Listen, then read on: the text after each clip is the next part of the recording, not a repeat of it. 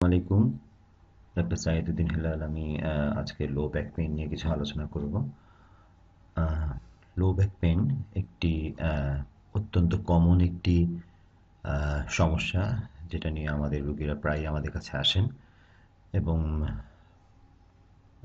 কম বয়স থেকে শুরু করে নিয়ে বেশি বয়স, আহ, সব বয়সের মধ্যেই এই লো ব্যাক পেইনটাই বেশি দেখা যায়। তবে সাধারণত এই লো ব্যাক পেইনের কারণে আমার জানা মতে বাংলাদেশে বলেন আর বিদেশেই বলেন, সবচেয়ে বেশি কর্মজীবী মানুষ তাদের কর্ম থেকে সাধারণত সিক লিভ নিয়ে থাকেন। তাই এই লো ব্যাক পেইন সম্বন্ধে সাধারণ কিছু কথা আমাদের জেনে নেওয়া চাই। আসুন আমরা লো ব্যাক সম্বন্ধে কিছু সাধারণ কথা জেনে নিই।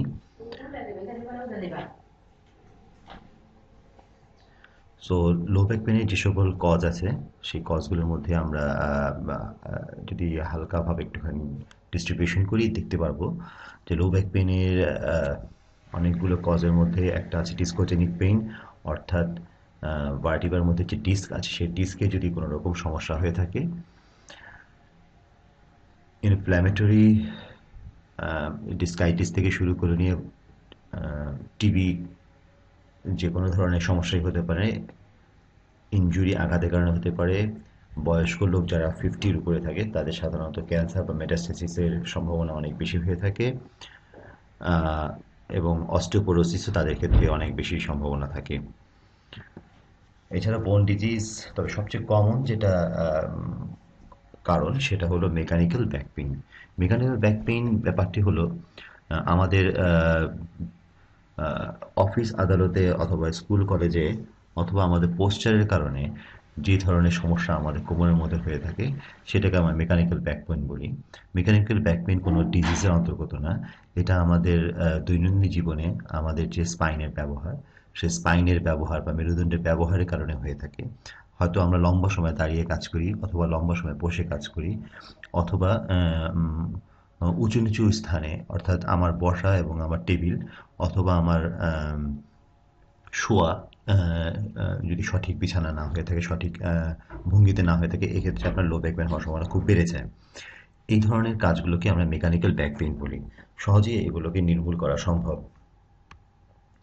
দেখিনি যে লো ব্যাক পেনের কতগুলো কজ। যেমন ইমপ্রপারলি যদি আমি লিফটিং করি, অর্থাৎ আমার ওজনের থেকেও ভারী কোনো জিনিস যদি আমি হঠাৎ করে আগানোর চেষ্টা করি এবং অনিয়মিত পদ্ধতিতে আমি উঠানোর চেষ্টা করি, এক্ষেত্রে লো ব্যাক পেন হওয়ার সম্ভাবনা খুব বেশি থাকে। যদি আমি হঠাৎ করে পিছলে পড়ে যাই, অথবা এমন কোনো যানবাহনে আমি যাচ্ছি যেখানটায় জল্টিং মুভমেন্ট অথবা খুব ঝাঁকুনিপূর্ণ মুভমেন্ট হওয়ার সম্ভাবনা থাকে, সেক্ষেত্রে লো ব্যাক পেন বেড়ে যেতে পারে অথবা হতে পারে। আহ, আর সবচেয়ে যেটা কমন কজ, সেটা হলো যে যদি আমার পোস্চার যদি সঠিক না থাকে, আমার বসা, আমার দাঁড়ানো, আমার শোয়া, এগুলো যদি আমার সঠিক নিয়মে না হয়, অর্থাৎ আমার স্পাইন যদি আমার সঠিক নিয়মে স্থাপিত হতে না পারে, সঠিক নিয়মে না থাকে, সেক্ষেত্রে যে কোনো সময় লো ব্যাক পেন তৈরি হতে পারে। যদি সেটা 6 সপ্তাহের মধ্যে হয়ে থাকে তাহলে আমরা অ্যাকিউট লো ব্যাক পেন বলি। যদি 6 থেকে 12 সপ্তাহ হয়ে থাকে সেটাকে আমরা sub acute low back pain বলি। আর যদি এটা আমাদের 12 সপ্তাহের উপরে হয়ে থাকে, সেক্ষেত্রে আমরা এটাকে ক্রনিক লো ব্যাক পেন বলে থাকি। সো অ্যাকিউট লো ব্যাক পেনের অনেকগুলো কারণের মধ্যে আমি উল্লেখ করতে যাচ্ছি। যেমন সাডেন ইনজুরি হতে পারে, যে কোনো ধরনের মাসেল স্পাজম থেকে নিয়ে মাসেল অথবা লিগামেন্টাল স্ট্রেইন বা টিয়ার্স হতে পারে। কম্প্রেশন ফ্র্যাকচার সাধারণত বয়স্ক মানুষদের হয়ে থাকে। এছাড়াও হার্নিয়েটেড ডিস্ক একটি উল্লেখযোগ্য কারণ। যে কোনো ভারী জিনিস যদি অনিয়মিতভাবে আমি হঠাৎ করে কোনো ভারী জিনিস আলগাতে গেলাম, অথবা আমি এমন কিছু জিনিস উত্তোলন করার চেষ্টা করলাম যেটা আমার স্পাইনকে হয়তো আম, অতিরিক্ত প্রেসারে ফেলে দিল। ক্রনিক লো ব্যাক পেনের মধ্যে যে কারণগুলো খুব বেশি কমন, সেটা হলো আর্থ্রাইটিস,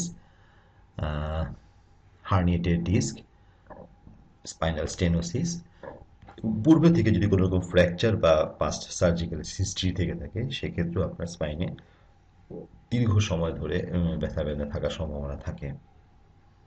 তবে আমি বারবারই বলছি যে লো ব্যাক পেনের আসলে সবচেয়ে যেটা কমন কারণ সেটা হলো মেকানিক্যাল ব্যাক পেন, অর্থাৎ আমাদের বসা, আমাদের শোয়া এবং আমাদের আহ, দাঁড়ানো, এই জিনিসগুলো যদি আমার স্পাইনের উপরে অতিরিক্ত প্রেশার ক্রিয়েট করে, সেক্ষেত্রে লো ব্যাক পেইনটা ধীরে ধীরে ধীরে তৈরি হয় এবং একটা পর্যায়ে গিয়ে মাসেলগুলো আমাদের প্রচণ্ড স্টিফ হয়ে থাকে, যার দরুন আমাদের স্পাইনের উপরে চাপ পড়ার কারণে ডিস্কের সমস্যা হতে থাকে। এক্ষেত্রেই আমাদের লো ব্যাক পেইনটা হয়ে থাকে।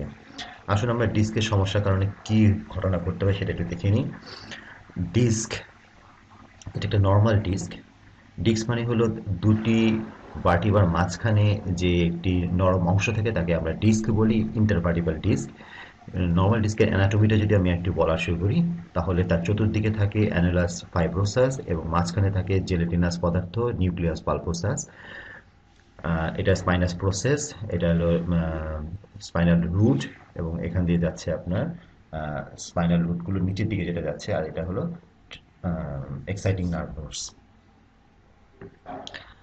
সো যখন ডিস্ক বালজিং হওয়া শুরু করে, এটাকে আমরা বালজিং বলছি, এটাকে প্রোল্যাপস বলছি। সবগুলো বালজিংই কিন্তু প্রোল্যাপস নয়। আমরা গতানুগতিক সবাইকে লিখে দিই PLID, prolapse lumber intervertebral disk. Actually সবগুলো ডিস্কই প্রোল্যাপস হয় না। কখনো কোনো ডিস্ক ছিঁড়ে গিয়ে চলে আসে, সেটাকে আমরা এক্সট্রুশন বলি, এবং যেটা জেলি বের হয়ে চলে আসে এবং খণ্ডিত আকারে বের হয়ে চলে আসে, সেটাকে সিকোয়েস্ট্রেশন বলি আমরা। তো যদি ডিস্কটা কোনো কারণে পিছনের দিকে চাপ খেয়ে যায়, সেক্ষেত্রে যদি ডান দিকে রুটের উপর চাপ পড়ে ব্যথাটা কোমর থেকে একদম ডান পায়ের দিকে নিচের দিকে নেমে আসে, যদি বাম দিকে হয় তাহলে বাম পায়ের দিকে নিচের দিকে নেমে আসে, যদি মাঝখানের দিকে হয় সিমটমগুলো একটু ভিন্ন ধরনের হয়, সাধারণত পেশাব পায়খানায় ধরে রাখতে আমাদের কষ্ট হবে। সো একটা ছোটোখাটো একটা ভিডিওর মাধ্যমে চলুন আমরা দেখে নিই যে আমাদের ডিস্কের কী ধরনের সমস্যা হতে পারে, হার্নিয়াটিস, এবং কীভাবে হয়। আমরা উদাহরণ হিসেবে লাম্বার 5 এবং স্যাক্রাল 1কে বেছে নিচ্ছি, কেননা এটাই হলো সবচেয়ে কমন জায়গা যেখান থেকে আপনার PLID-টা হয়ে থাকে, অর্থাৎ প্রোল্যাপস লাম্বার ইন্টারভার্টিব্রাল ডিস্ক, বা ডিস্কের যে হার্নিয়েশনটা হয়ে থাকে, ডিস্ক বেরিয়ে গিয়ে হয়। এখানে দেখতে পাচ্ছি নিউক্লিয়াস পালপোসাস, অ্যানুলাস ফাইব্রোসাস, এবং এটা হলো থিকাল স্যাক বা ডুরাল স্যাক, যেটার ভিতর দিয়ে আমাদের নার্ভ রুটগুলো ঝাল্লোর আকারে চলে যাচ্ছে, যেটাকে কডা একুইনা বলি, অর্থাৎ ঘোড়ার লেজের মতো জায়গাটা দেখতে লাগে, এবং এটা নার্ভ রুট। নিউক্লিয়াস পালপোসাস যখন প্রচণ্ড চাপ বেড়ে যায় তখন এটাকে টিয়ার করে, অ্যানুলাস ফাইব্রোসাসকে টিয়ার করে আপনার পিছন দিকে চলে আসলো, যার দরুন নার্ভ রুটের উপর কম্প্রেশন পড়লো। এই এক্সাইটিং নার্ভের কম্প্রেশন করার কারণে যদি ব্যাপারটা বাম দিকে পড়লো, তাহলে বাম দিকে আমাদের ব্যথাটা নিচের দিকে নেমে আসবে, কাফ মাসেল পার থাই হয়ে, কাফ মাসেল হয়ে একদম গোড়ালি হয়ে আঙুল পর্যন্ত চলে যাবে। এটা ডিপেন্ড করে কোন অংশে হচ্ছে। যদি L5S1-এ হয়, বুড়ো আঙুলটা অনেক দুর্বল লাগবে। বুড়ো আঙুল যদি আমি বলি যে আপনার দিকে টান দেন, তাহলে ওনার টান দিতে কষ্ট হবে, শক্তি কম পাবে। সো আমাদের অবশ্যই খেয়াল করা দরকার যে আমাদের লো ব্যাক পেইন হওয়ার ক্ষেত্রে যে সকল কারণগুলো বা রিস্ক ফ্যাক্টরগুলো আছে, সেগুলো থেকে আমরা নিজেদেরকে বাঁচিয়ে রাখার চেষ্টা করব। অনেকেই যে কাজটা করেন সেটা হলো যে ইন্টারনেট ঘেটে বিভিন্ন রকম এক্সারসাইজ করার চেষ্টা করেন লো ব্যাক পেন থেকে বাঁচার জন্য। আসলে অধিকাংশ এক্সারসাইজগুলোই দেওয়া আছে যাদের লো ব্যাক পেন এখনো নেই, তাদের জন্য লো ব্যাক পেন না হয় সে ধরনের এক্সারসাইজ।